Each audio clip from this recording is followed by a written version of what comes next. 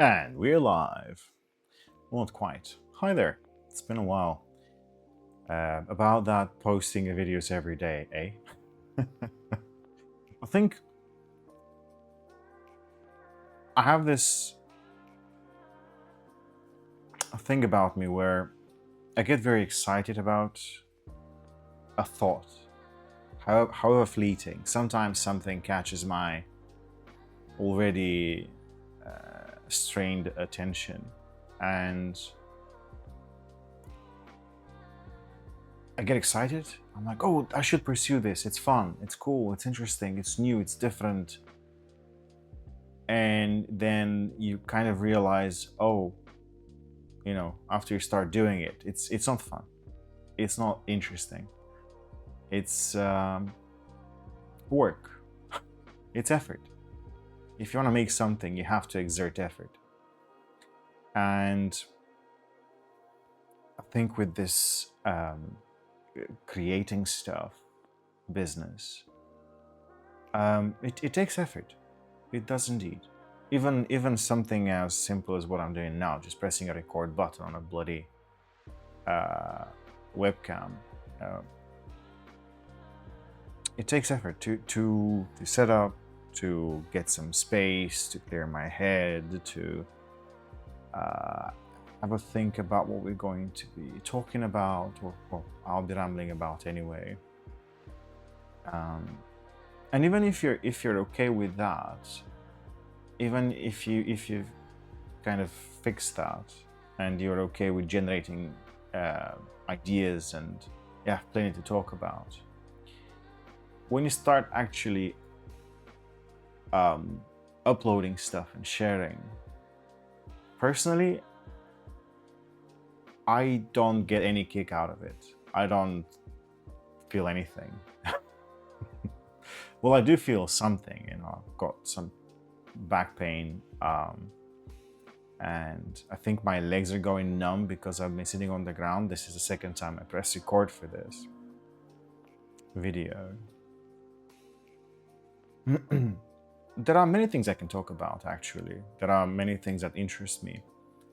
But one kind of relates to the last video I posted about this notion where people have every right to embrace illusions and dreams and kind of live life with almost free of facts, free of objective reality. And my whole thing was, yeah, you can do that. It's just not going to be easy.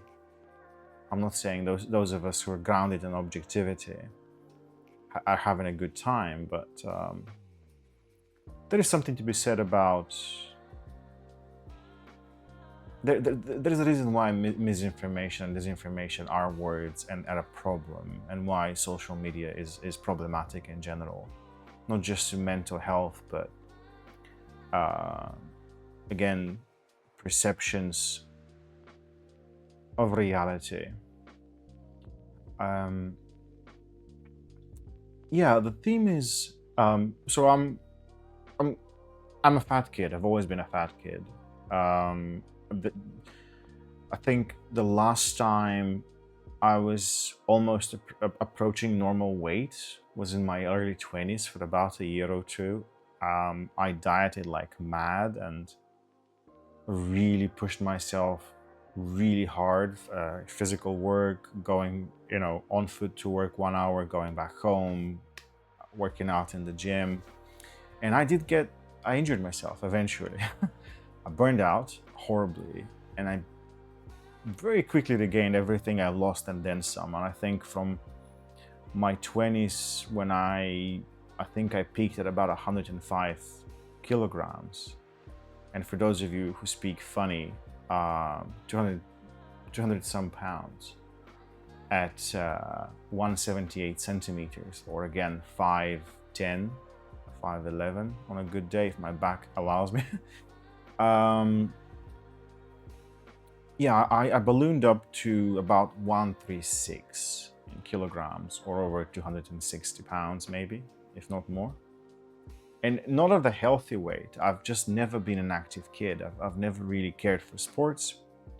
I never cared for, again, physical exertion, just wasn't my thing. And it was really life that pushed me to do physical stuff of any kind. But lo and behold, I kind of got interested in going to the gym and lifting weights. And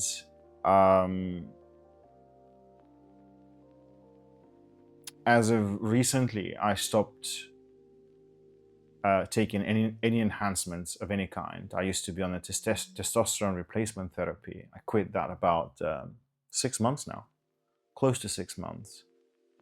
Um,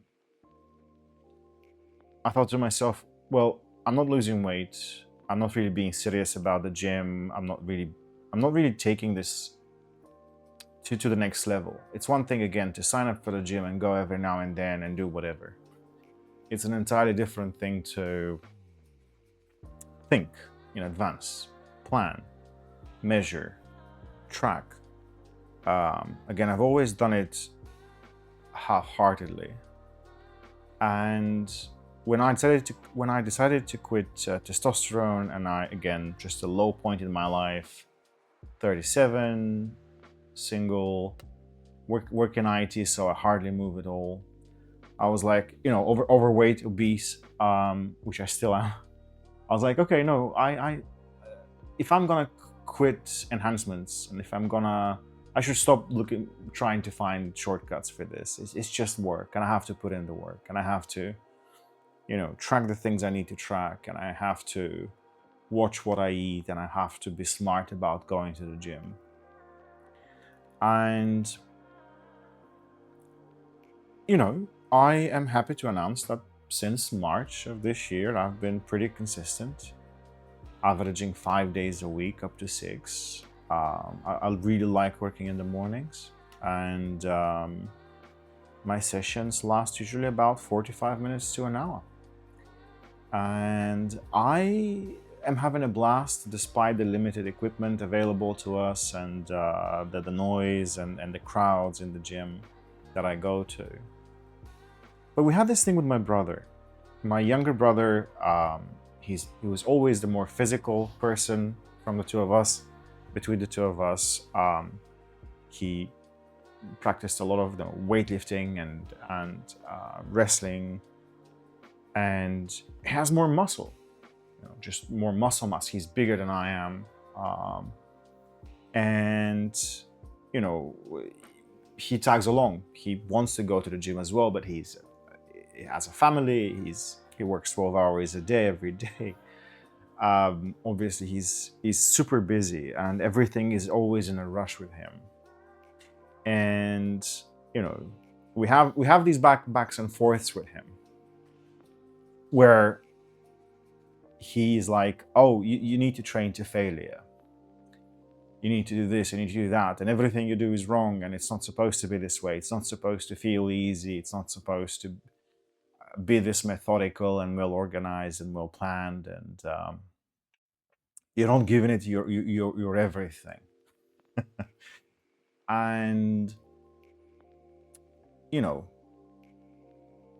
I hear what he's saying. I too, thinking about my life in general and my performance as a contributing member of society, I also think that I'm not always 100%. But I think there is something inherently wrong about thinking you can be 100% all of the time. It's not a new thing. I don't think you can. And moreover, again, I think it's very easy to be influenced by shorts or TikToks or like clips of impressive bodybuilders and legends of this sport, hobby, call it whatever, passion, lifestyle.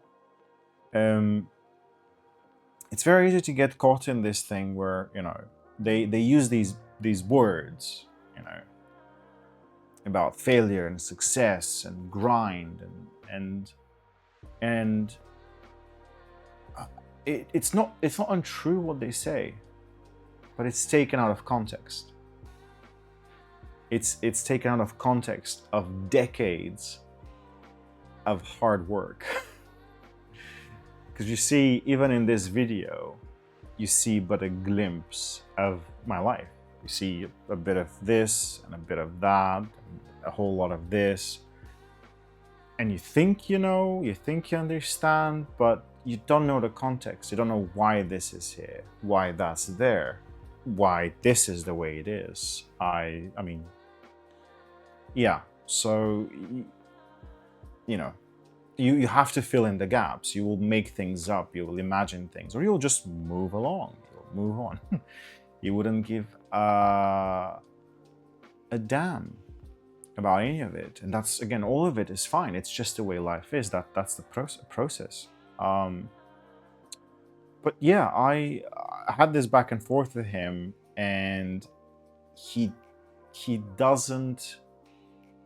He cannot stomach the idea of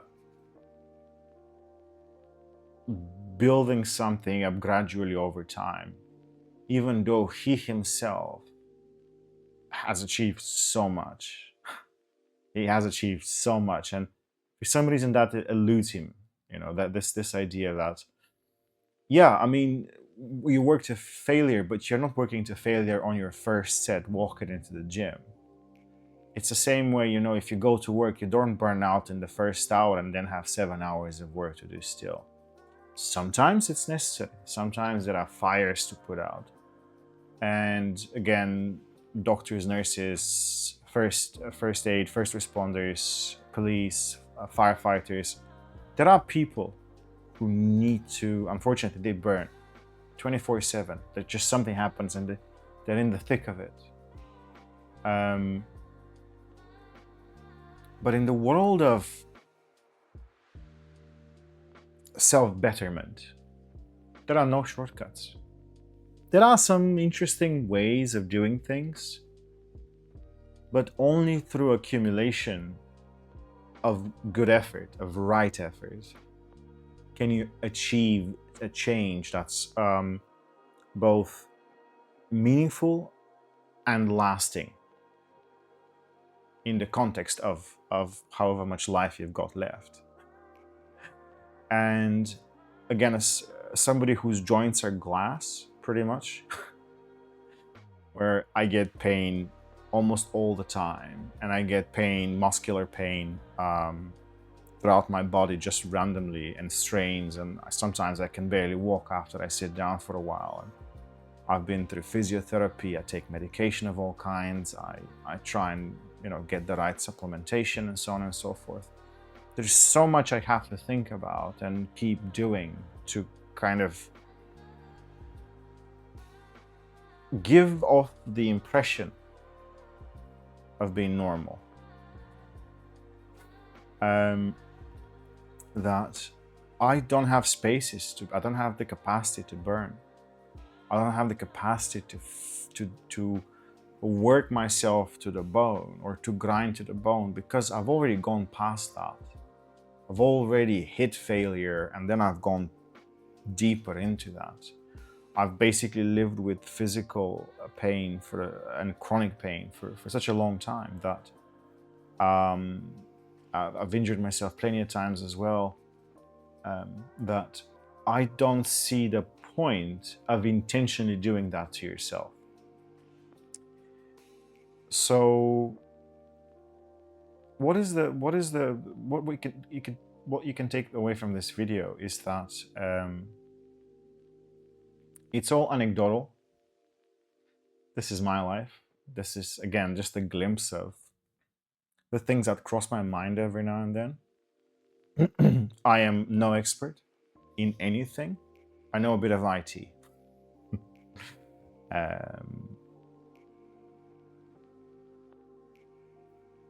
But again, if you want something that's meaningful and lasting, something that endures, then pushing yourself to the limit is good to unlock new thresholds, to kind of push that and to get a little bit better. But if you're not strategic about it, if you don't have the experience and the competence behind it, you're burning. And if that's fun to you, that's fine with me.